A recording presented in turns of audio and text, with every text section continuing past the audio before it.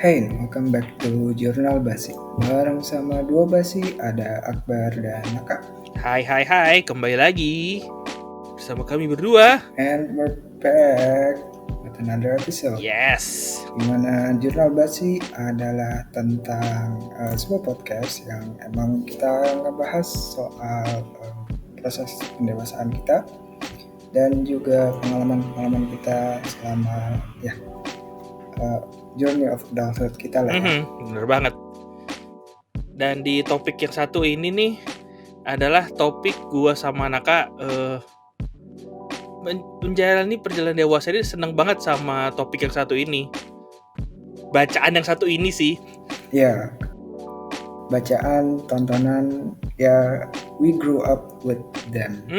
Karena ya kita nikmatin entertainment ini yang di waktu selang kita. Iya.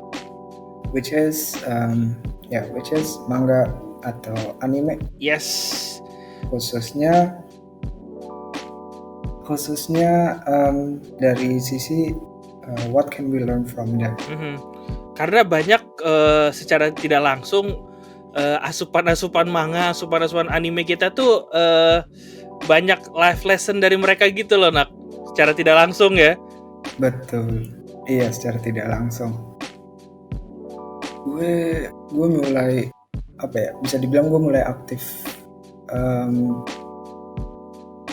konsumsi konten-konten mereka itu kayaknya pas kuliah deh. Itu kuliah tuh maksudnya baru in depth banget tuh. Iya, baru mulai nyari-nyari ke yang lain. Kalau pas SMP itu ya standar lah Naruto. Mainstream yang ada di TV ya. Iya. Nah, kalau yang terakhir yang masih gue ingat adalah anime Ansatsu Kyoshitsu atau Assassination Classroom. Wah, itu ada di Netflix. Yes. Itu dari Netflix udah lengkap, tapi walaupun animenya nggak sepanjang manganya ya. Enggak. Itu ngikutin banget dari sisi manganya. Nah, itu mungkin kalau yang belum tahu atau belum pernah nonton Assassination Classroom, itu jadi ada satu guru nggak gurita sih, jatuhnya kayak semi alien lah ya, eksperimen. Semi alien ya, eksperimen.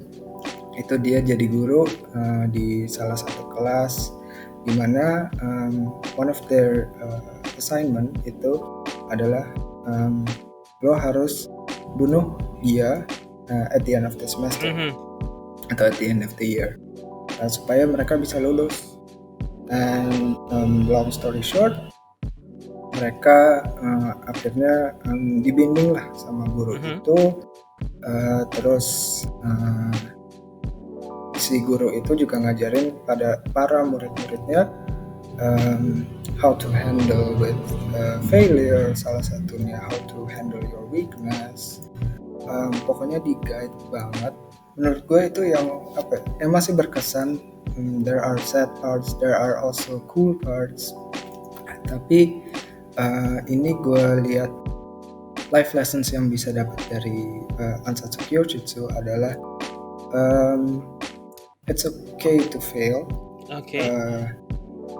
Karena ada satu quote dari Koro Sensei adalah the difference between a novice and a master is that the master has failed more times than the novice has tried. Jadi to become a master, you through failure you will learn more and more, or you will learn experience on how to handle it and how to succeed your goal. Dari situ. Terus what else? Dan emang ditambah lagi tuh ya, karena gue juga nonton Assassination Classroom ini ya, banyak dari beberapa murid yang dari beragam, mempunyai background juga yang aneh-aneh. Di situ kayak gue harus kayak lesson learn yang misalnya gue bisa dapat juga kayak gimana kita dari nggak boleh ngejudge orang juga sih. Ya, apalagi dengan society kita sekarang Hmm, yang memang apa ya, judging lah iya ya. judging banget. Sampai ada kan di satu episode itu yang kita kira dia bukan sesuatu yang bukan murid yang jahat lah. Yang si rambut hijau siapa namanya? Gue lupa namanya. Kaite kalau nggak salah, iya yang akhirnya dia spoiler alert, ternyata dia jahat. Iya kan? Itu kita nggak pernah kayak judging, wah kayaknya orangnya baik-baik aja. Ternyata emang Iya, ternyata dia salah satu main villain. main villain ya gitu loh. Dan ya itu kita nggak bisa tahu orang itu mungkin punya masalah pribadi di kehidupannya yang kita nggak tahu juga gitu kan. Betul. Ya kita nggak boleh judging, harus selalu berempati lah sama orang lain. Oke, itu ya paling dari gue itu kalau misalkan gue banyak ngomongin tentang itu akhirnya nanti topiknya tentang Assassin's Creed Iya. bukan jurnal basi. Tapi emang iya salah satu kita bisa bilang, walaupun kalau di Jepang kan bilangnya shonen ya buat anak-anak remaja, laki-laki remaja kali ya kalau nggak salah ya. Laki-laki, iya laki-laki anak kecil sampai remaja. Gue mau bilang aja, even until now, gue masih suka baca karena ya apa ya, even though it's besides it is interesting, ya siapa tahu kita bisa dapat life lessons juga dari Iya betul banget, apalagi kayak walaupun itu buat anak kecil, tapi ada juga beberapa emang buat anak ya seumuran kita juga gitu kan, untuk si animenya sendiri ya. Nah kalau ngomongin gua, life lesson yang bisa gua dapet itu dari salah satu shonen atau anime yang cukup mainstream di Indonesia yang tadi sudah disebutin Naka, itu dari Naruto. Oke. Ya, cerita anak kecil yang memiliki iblis di dalam tubuhnya gitu kan, rubah ekor 9. Iya. Hidup struggling tanpa ayah, tanpa ibu. Kayak Hachi ya, tapi beda. Iya beda.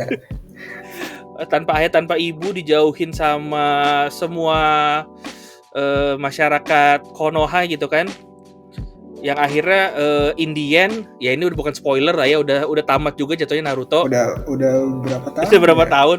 7 years. Akhirnya dia mencapai mimpinya dia sebagai Hokage. Iya. Banyak life lesson di Naruto tuh gue melihat kayak satu emang sama juga kayak judging, dan kita tuh harus pede sih dengan apanya kita.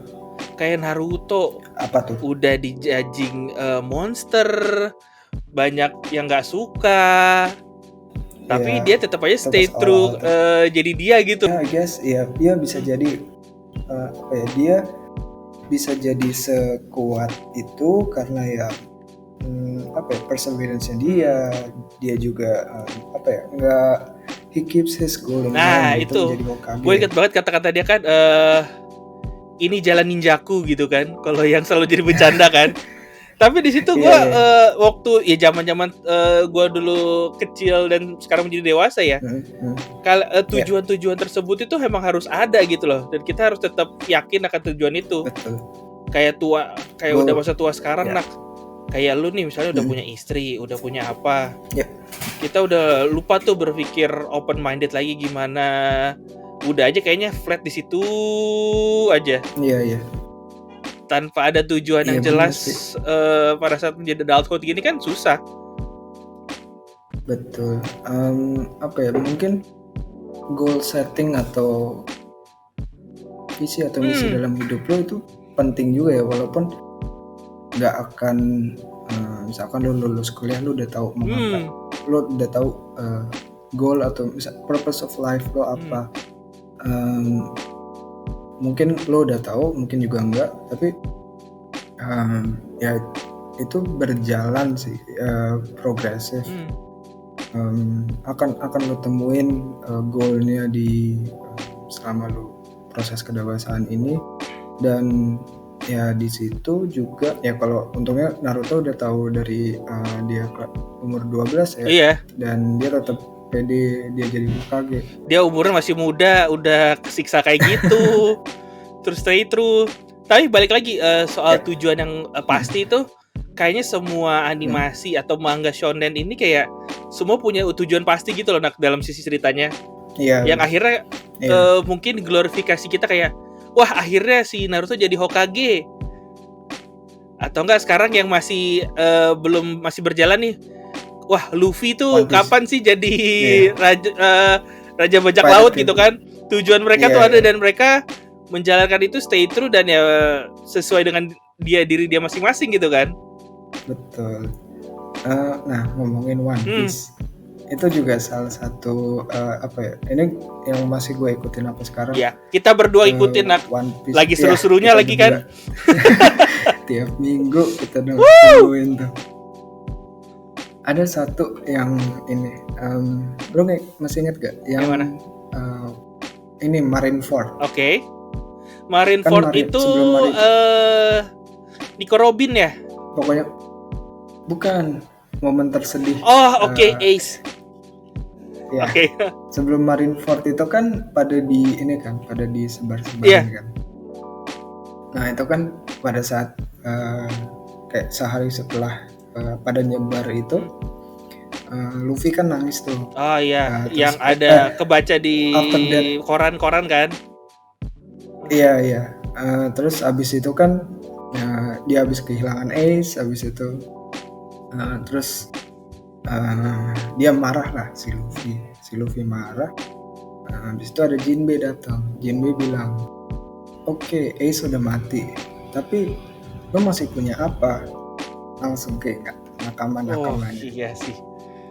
Fokus karena di saat itu kan dia merasa kehilangan dunianya ya. Merasa kehilangan dunianya. Aduh, gue mau berkaca lagi nih mau ingat momen Aduh, anjir. Itu salah satu. Ada yang bilang laki-laki itu susah untuk menangis gara-gara sesuatu ya. Ada kok yang bisa, cuma gara-gara gambar 2 dimensi lagi. Aduh, tiap kali gue ini my emotions coming up. Terus ya di situ kan dunia dia hancur, tapi dia masih ada nakamanya. Di situ ya the rest is history lah ya. Yes. Kita udah tahu. Sekarang mereka lagi lawan Kaido. Ya itu sih paling berkesan kalau One Piece dari gue. Lo ada lagi apa lagi ya? Ini yang udah selesai tapi gue belum selesai baca komiknya dan lagi nunggu animenya dari Haikyuu. Oke. Nah ini gue juga nonton nih Haikyuu. Dari Haikyuu. Sebenarnya ini anime, ini maaf ya listeners ya, ini kita baru kali ini kita bahas topik yang agak kita lagi nge-geek banget ini. Ya itu Haikyuu, bagaimana dari si karakter utamanya ini, kok gue jadi lupa nama karakternya siapa? Hinata Shoyo. Seorang anak kecil yang pengen banget belajar atau pengen banget jago main volley, tapi dapat satu sekolah yang nggak ada ekskul volley-nya. Dan ada cuman yang cewek ya kalau nggak salah ya. Ekskul volley-nya apa tuh? Waktu yang awal-awal. Ekskul volley-nya ada. Yang awal-awal. Iya benar-benar. Waktu SMP kan. Nggak ada ekskul volley-nya gitu kan. Akhirnya dia karena pengen banget jadi satu idola ya. Dia pengen ikut turnamen. Dan ikut turnamen sama awalnya kan waktu kecil tuh waktu naik sepeda itu loh, dia kan punya idola si dia ketemu Little Giant itu kan. Dia pengen banget jadi seorang pemain volley yang keren. Akhirnya dia berusaha untuk kayak dimanapun gue akan mencoba berlatih deh, event itu berlatih sama perempuan atau ibu-ibu ya kan. Sampai akhirnya ketemu tim yang dia bisa ikut. Iya. Dia bisa akhirnya pas sampai dia bisa ikut turnamen, terus dia ngumpulin timnya lah. Walaupun teman-temannya semua ya. Yang penting bisa aja. Dan dia dari lesson itu kayak waktu awal SMP itu kan dia eager walaupun dia kalah, tapi dia bisa lagi backup untuk tetap nggak jadi meninggalkan volley-nya gitu kan. Betul. Sampai akhirnya dimulai seasonnya, akhirnya dia ketemu tim yang ternyata musuh dia zaman dulu gitu kan. Iya, dan akhirnya mereka temenan dan di situ ya kita tahu lah atau yang nonton tahu lah strugglingnya mereka, segimana hype-nya itu anime sampai sekarang. Itu dia. Di situ kayak gue liat kayak Masih nunggu season baru kita. belum tuh. Cuma kan Belum. dari sisi komiknya kan atau manganya udah kelar kan. Udah. Ya terus itu kayak gue belajar kayak ya lu nggak boleh cepet nyerah sih. Ya, Dan betul. semua apa yang lu lakukan tuh bisa kayak mengconnected apa yang lu mau gitu. Oh iya, volleyball connecting. Ya connected gitu kan, mengkonekkan bola satu ke bola sebelahnya kan. Iya. Dan akhirnya juga dari si temannya ini yang bisa dibilang bukan side karakter lah ya, karakter utama juga ya, si Kageyama yang akhirnya juga dari seorang yang nggak bisa dibilang trust issues, bossy, akhirnya dia bisa mengungkapkan personality dia, dan dia bisa akhirnya ya kalau lu mau trusting his teammates. Yes, trust his teammates itu loh. Kayak tim itu harus ada segalanya gitu loh, bukan cuman professional skills atau skills pribadi dia doang. Iya betul. Itu juga ya itu Haikyuu tuh tiap minggu gue tungguin, dan emang ternyata ada life lessons-nya juga. Karena kalau kita bandingin lagi kayak gue sama Lunak. Dulu misalnya gue sama-sama teman kantor sama lu gitu kan. Tapi gue tuh si culun gitu, si bodoh yang gak bisa apa-apa. Dan lu tuh si jago banget yang kerjaan kantor tuh bisa semua gitu kan. Tapi ada satu hal, gara-gara lu terlalu pintar akhirnya lu dijauhi, gak punya temen gitu kan. Ada gue nih si culun nih, aku mau nemenin lu gue pengen jago juga kayak lu gitu kan. Akhirnya lu ngajarin gua apa segala macem, dan akhirnya memiliki pertemanan, dan ternyata pada saat gua sama lu bekerja teamworknya bagus gitu kan. Iya betul, dan ya itu juga life dan juga proses pendewasaan juga ya, dimana lu juga you never know siapa yang bisa lu temuin di jalan lu, siapa tahu mereka bukan berguna ya, tapi kayak bareng-bareng ngejalanin entah itu kerja atau memang cuman sekedar nemenin lo, itu juga something yang a joy in life kayak gitu. Kayak ya hal itu terjadi gara-gara ya harus terjadi, dan kita nggak menutup itu semua gitu loh. Terus apa lagi ya? Kalau buat sebuah kedewasaan itu, mungkin ini sih, kita melihat lu sempat ngikutin Death Note nggak sih?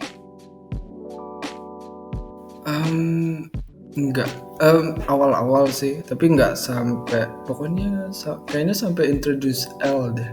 Oke. Ya tapi yang gue mau ambil sih kayak pandangan hidup gimana ternyata sesuatu yang menurut kita benar belum tentu benar-benar benar gitu loh. Dan siapa tahu yang kita anggap orang jahat, ternyata apa yang kita lakukan lebih itu jadi lebih jahat daripada mereka. Oh iya, soalnya si siapa namanya? Kira ya. Si Light Yagami-nya itu kan awalnya ya tidak percaya akan adanya sistem sebuah kebenaran gitu kan. Akhirnya dia menjadi kebenaran itu sendiri, yang akhirnya ketika kita playing God itu juga nggak bener juga gitu loh. Balik lagi ke judging di awal itu. Iya, tapi ya sayang sih gue nggak bisa banyak komen, soalnya gue nggak ngikutin. Tapi emang, even though gue tahu sih, tapi emang itu gimana. Tapi itu emang berat banget sih, Nak. Gue pun juga akhirnya ngerti setelah nonton live actionnya. Yang Netflix? Bukan, ada live action yang dulu banget, kayaknya ada zamannya Indovision tahun baruan. Jadi yang lain, kalau orang-orang lain pada tahun baruan mungkin main kembang api, gue sampai jam 3 subuh nontonin itu. karena ada 3 movie. Oh ya, movie bukan yang sequel ya?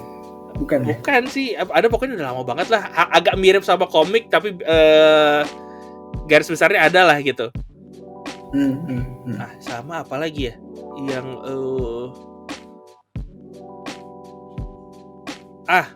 ini kalau gue sih dapat banget maksudnya pandangan tentang kehidupan. Ya ini sebenarnya ilmu fisika yang dibikin jadi sebuah komik sih, atau sebuah manga.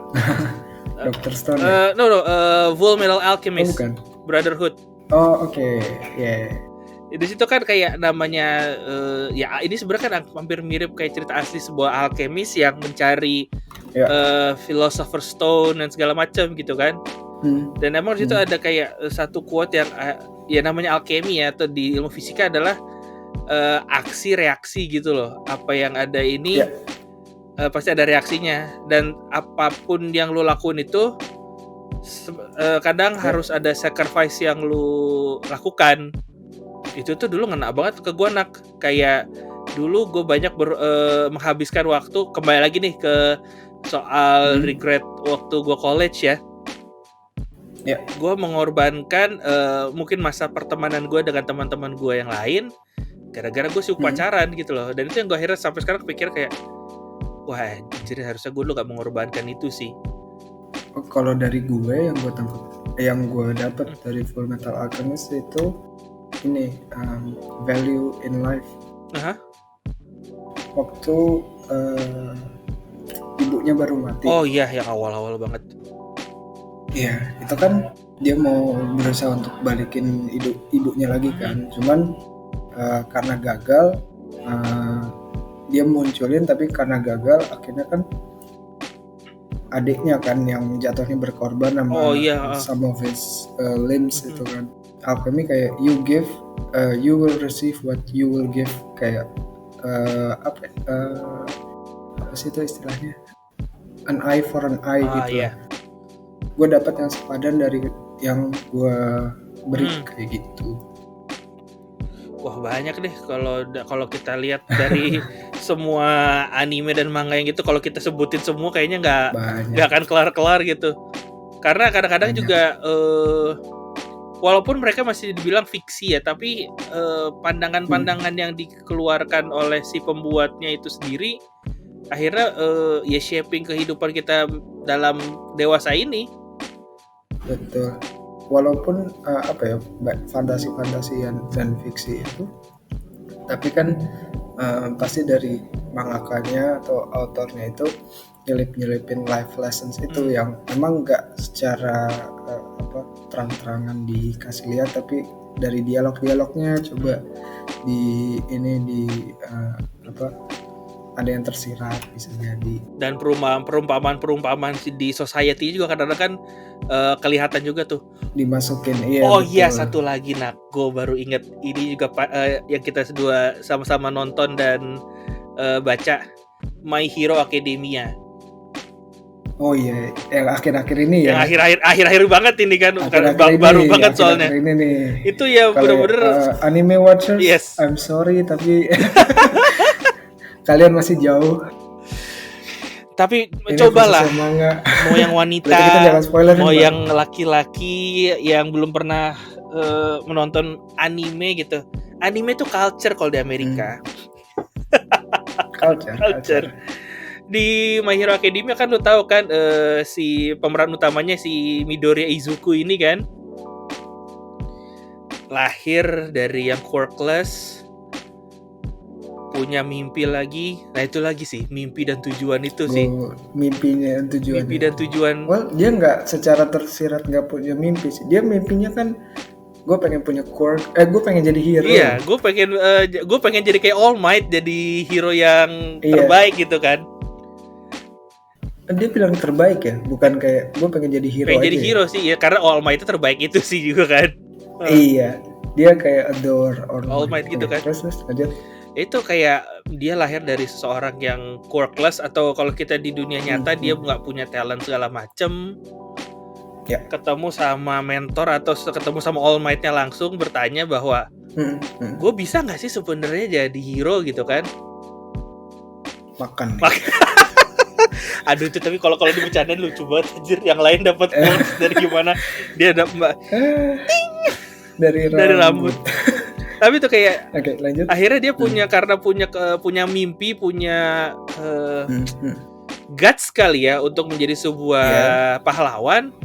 Akhirnya jalan itu ada, walaupun jalan yang dia tempuh gak gampang. Gak gampang, iya betul. Gak gampang gitu.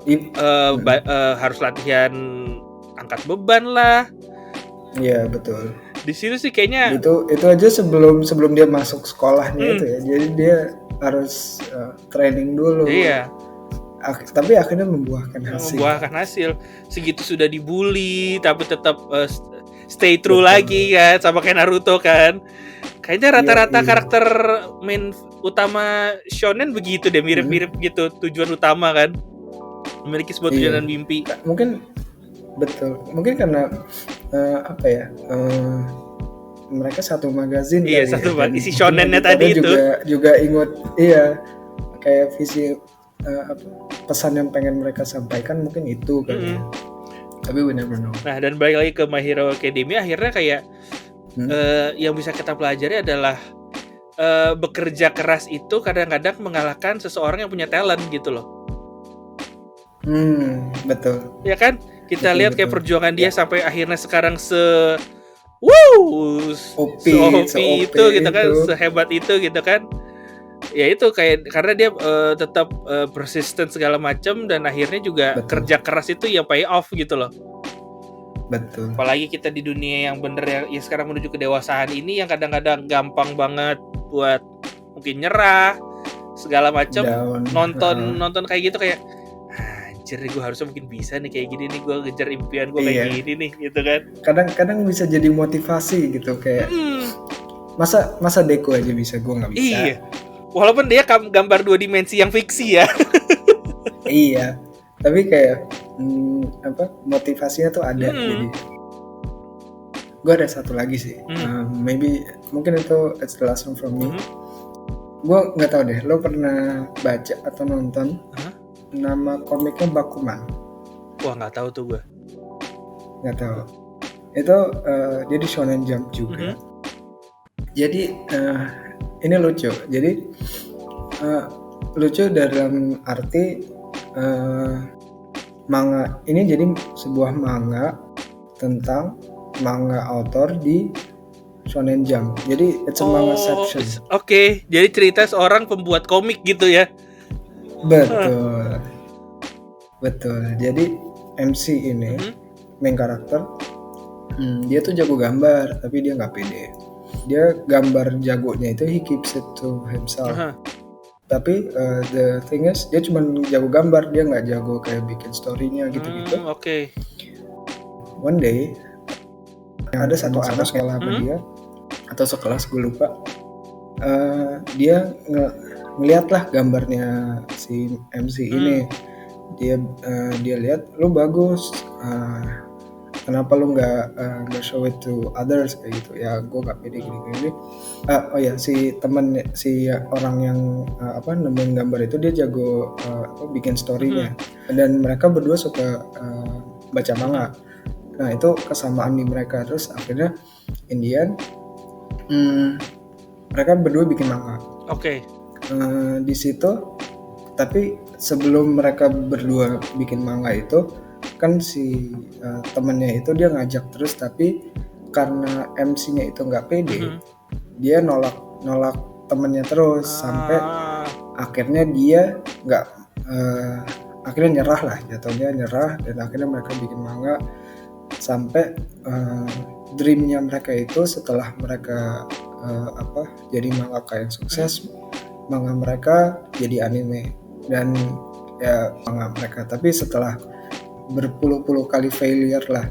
Ya apalagi percobaan temannya untuk kayak ayolah bisa gitu kan. Ya betul. Yang gue dapat selain lo nggak nyerah setelah berapa kali failure, lo punya goal yang jelas, adalah you never know what you will achieve until you try it. Oh yes. Kalau lo nggak at least coba, lo nggak akan tahu manga lo itu akan jadi anime apa enggak. Kalau lo nggak coba lo sesuatu yang hal baru, ya lo nggak tahu lo itu bisa apa enggak gitu kan. Betul. Itu sih yang gue dapat dari Bakuman. Ya, wow, tapi itu semua hampir yang kita obrolin tadi loh, Nak. Karena bener kayak udah punya tujuan yang bener aja, kadang-kadang fail terus juga. Betul. Ya kalau lo nggak comeback juga susah. Lo udah punya skills yang bagus juga kayak tadi, akhirnya juga kalau lo nggak coba trying terus juga ya nggak akan jadi gitu loh. Yang intinya adalah dari kita semua manga atau anime ini kita bisa bilang adalah saat kita menuju dewasa punya tujuan yang jelas. Terus kalau gue tambah lagi kayak mempunyai partner yang pas. Iya, itu. Iya kan, punya partner yang pas. Rata-rata kayak. Iya benar-benar. Kayak Naruto punya teman-teman di sekelilingnya, Luffy punya nakama di sekelilingnya. Nakamanya, iya. Terus Hinata juga punya di sekelilingnya teman dan timnya. Iya. Terus Full Metal Alchemist juga sama. Ditambah tadi yang lu tutup tadi adalah kayak Bakuman.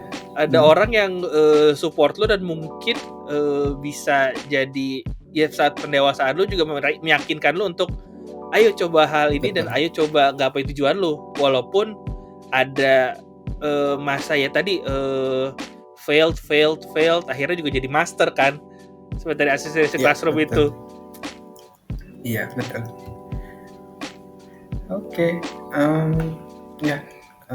that's it from me. Ada lagi dari lu? Udah sih. Kayaknya itu udah dari cerita lu terakhir tuh run out banget sih. Bener banget untuk sebagai shonen tuh kayak gitu. Udah wrap up. Iya. Oke, I think that's it for today's episode. And bagi listeners yang udah sampai sini dengerinnya, jangan sungkan buat follow social media kita di Adolescence ID. Read our many of our articles di adolescenceid.com, subscribe us on YouTube and also on Patreon. And that's it from me and Akbar, and we'll see you guys in the next episode. Bye. Bye.